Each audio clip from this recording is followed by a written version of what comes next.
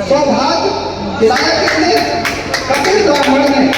यदि वो नहीं होता तो क्षमा कैसे हमें धारण करना वो कैसे सीख पाते? जैसे गुरुदेव कहा करते हैं कि दान देना तो बहुत बड़ी बात है, ठीक है, लेकिन दान लेने वाला भी बहुत बड़ा होता है।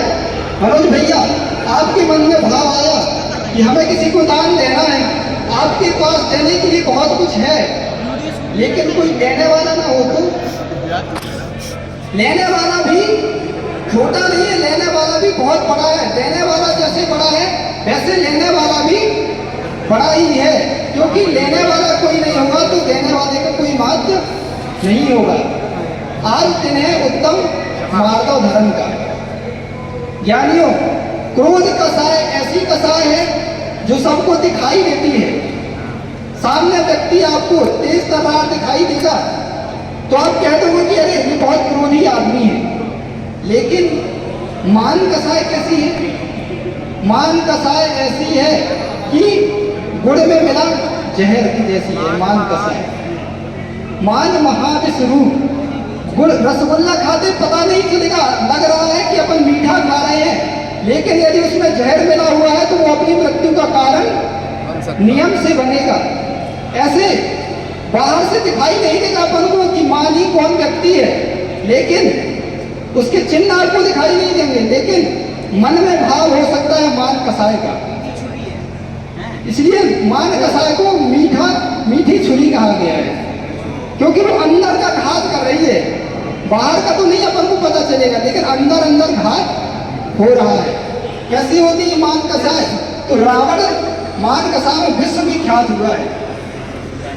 रावण अपने भावों में सोचता था कि मैंने सीता का अपहरण करके गलत किया है।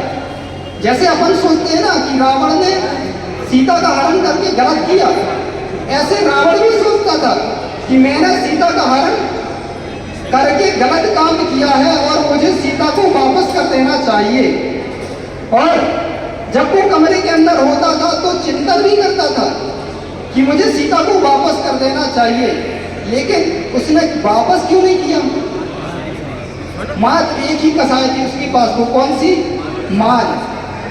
उसके मन में चिंतन आता था कि अरे मैं विद्याधर, यदि मैंने सीता को वापस कर दिया तो लोग क्या सोचेंगे कि रावण विद्याधर होके भी राम जैसे भूमि गोचरी से डर गया। सोचो ज्ञानियों, एक मान कसाय के कारण पूरा रावण का सर्वनाश हो गया। ऐसे ही हमारे अंदर भी यदि मान कसाय चल रही है तो हमारा भी एक दिन नियम से नाश होगा। यदि हम चाहते हैं कि इन चतुर्गति परिभ्रमण से हम अपनी रक्षा कर सके तो आचार्य भगवान कहते हैं, क्या पंचास्तिका में आचार्य भगवान कुंद स्वामी ने कहा है, समर बहुमट्टम चतुर्गति निवारणम सड़िपाड़म ऐसो पढ़नीय शीर्षा समय नियम सुनाई को छानी। अर्थात कुंद स्वामी कह रहे हैं कि मैं ऐसे धर्म की व्याख्या तो मैं करूंगा, और वास्तव में धर्म है भी वही जो तुम्हें चतुर्गति परिभ्रमण से तुम्हारी आत्मरक्षा कौन करेगा? एक धर्म में ही वो शक्ति है जो तुम्हें चतुर्गति परिभ्रमण से तुम्हारी रक्षा कर सकता है, और किसी के अंदर ऐसी सामर्थ्य नहीं जो तुम्हें चतुर्गति से बचा सके। इसलिए यदि हम चाहते हैं कि चतुर्गति परिभ्रमण से हमारी आत्मरक्षा हो तो मान कसाय से हमें अपनी आत्मरक्षा करनी पड़ेगी। हमें अभी पता नहीं है कि हमारे अंदर कितनी शक्ति है, हम अपनी शक्ति को प्रकट नहीं कर रहे हैं। एक बालक था, रिक्शा चलाता था। जब उसके पिता की मृत्यु होने वाली थी तो बालक बहुत छोटा था। उसके पिताजी ने सोचा कि यदि मैंने अपनी सारी संपत्ति इस बालक को अभी दे दी तो ये सारी संपत्ति नष्ट कर देगा। तो उसने अपनी सारी संपत्ति एक दीवार के अंदर पैक करके रख दी और अपने मित्र को बता दिया कि जब मेरा बालक बड़ा हो जाए तब उसको तुम ये संपत्ति बता देना, अभी नहीं। और वो संपत्ति कि वो दीवार में धक्कर उसकी मृत्यु हो गई। अब वो बालक के पास कुछ नहीं बचा, बेचारा रिक्शा चला चला के अपना पेट पालता था। लेकिन जब जब वो अपने पिताजी के मित्र के घर के बाहर से निकलता था तो उसका मित्र उससे कहता था क्या कि अरे तुम तो करोड़पति हो, तुम रिक्शा क्यों चलाते हो? तो ऐसा होता ना कि जैसे आपके पास कुछ ना हो और आपको कोई टोके तो आपको लगता है कि ये हमारा मजाक उड़ा रहा है, लेकिन वो मजाक नहीं उड़ाता था, लेकिन उसको लगता था। रोज रोज वो उसी गली से निकले और वो उनके पिताजी का मित्र रोज उससे कहे कि तुम ये रिक्शा क्यों चला रहे हो, तुम तो करोड़पति हो। एक दिन उसने अपने पिताजी के मित्र से कहा कि भैया आप मेरा मजाक क्यों उड़ाते हो, जैसे तैसे रिक्शा चला के अपना जीवन यापन कर रहा हूँ, तो आप मेरा मजाक क्यों उड़ाते हो? उसने कहा मैं मजाक नहीं उड़ाता हूँ, तुम्हें विश्वास नहीं तो मेरे साथ चलो तुम्हारे घर में। और उसने अपने पिता के मित्र को साथ लेके अपने घर पहुंचा और उसके पिता के मित्र ने कहा कि नहीं विश्वास तो इस दीवार को तोड़ के देखो, इसके अंदर तुम्हारे पिता ने तुम्हारे लिए भारी संपत्ति जमा करके रखी हुई है।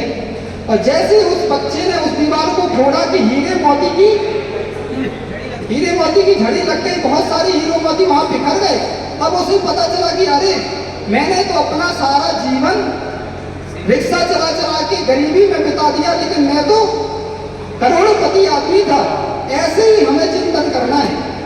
ये एग्जाम्पल हमें बता रहा है कि ज्ञानियों हमारे अंदर भी भगवत सत्ता विराजमान है। कैसे? भावी रूप में, शक्तिवान रूप में विराजमान हमारे अंदर भी वैसा ही भगवान है जैसे देव देवालय में विराजमान है। आचार्य भगवान पूज्यपाद स्वामी महान ग्रंथराज समाधि तंत्र में लिखते हैं क्या? या परमात्मा सा एवं हम यो हम सा परमस्तता अयमेव मयो पास्यो नाना कच्चित स्थिति। देखो कितनी सुंदर बात उनने लिखी। क्या लिख गए? उन्होंने हमें किसी शक्ति, हमको हीन नहीं देखा। ऐसा नहीं कि हम परमात्मा हैं तुम हीन हो, नहीं।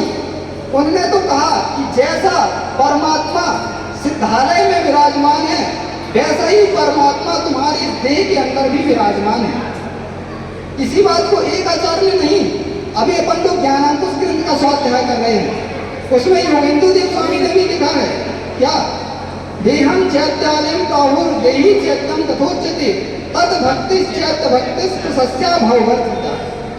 अर्थात जैसा भगवान मंदिर में विराजमान है वैसे ही परमात्मा शक्ति रूप में हमारी आत्मा में भी विराजमान है। बस क्या करना है? प्रकट करने की सामर्थ्य हमें लाना है, व्रत संयम को धारण करना है। तब वो जैसे गेहूं में ही रोटी बनने की शक्ति है, लेकिन अभी शक्ति रूप में है, अभिव्यक्ति रूप में नहीं है। जब वही गेहूं को पीसेंगे, आटा बनेगा, पानी मिलेगा, लोई बनेगी, बेलन से बनेगा, अग्नि में सेकेगा तो रोटी रूप में परिवर्तित हो जाएगा। ऐसे ही ये आत्मा अभी मिथ्यात्व से छूटी, सम्यक दर्शन धारण किया, व्रत धारण किया, देश व्रत, महाव्रत और गुण श्रेणी का आरोहण करेगा, गुण स्थान बढ़ाएगा। धीरे धीरे 13वें और 14वें गुण स्थान में पहुंचकर उसका मोक्ष हो जाएगा। लेकिन हम जानने का पुरुषार्थ कब करेंगे? प्रकट करने का पुरुषार्थ कब करेंगे? जब तक जानोगे नहीं तब तक जाओगे कैसे? आपको पता ही नहीं है कि हमारे अंदर भी भगवत बनने की शक्ति है, तो हम प्रकट करने का भी पुरुषार्थ ही नहीं करेंगे। यदि हमें पता ही नहीं किसी गन्ने के अंदर शक्कर है, तो हम गन्ने को लाके रस निकाल के उसको शक्कर बनाने की प्रक्रिया भी नहीं करेंगे। लेकिन ये प्रक्रिया, ये दृष्टि तो अपने देश के एक ग्वाले के अंदर, एक किसान के अंदर भी है। यदि ग्वाले को पता ना हो कि दूध के अंदर घी है, तो वो उसको जामन क्यों डाले, दूध से दही क्यों, मक्खन क्यों बनाए, मक्खन से घी क्यों बनाए? पहले देख लेता है दृष्टि रूप में, तब प्रक्रिया होती है। जिसको दृष्टि का ही बोध नहीं है वो कभी भी प्रक्रिया को नहीं करेगा। तो हमारे जीवन का ये अहोभाग्य है, हमें गुरुदेव 24 प्रदान कर रहे हैं कि अहो ज्ञानियों, तुम भी अपने अंदर व्रत संयम को धारण करके और अपनी भगवत सत्ता को तुम भी प्रकट करो। कब तक तुम भगवान की पूजा भक्ति करते रहोगे? एक दिन ऐसा भी अपने जीवन में लाओ कि दुनिया तुम्हारी पूजा और भक्ति करे। अपने आप को हीन नहीं मानना।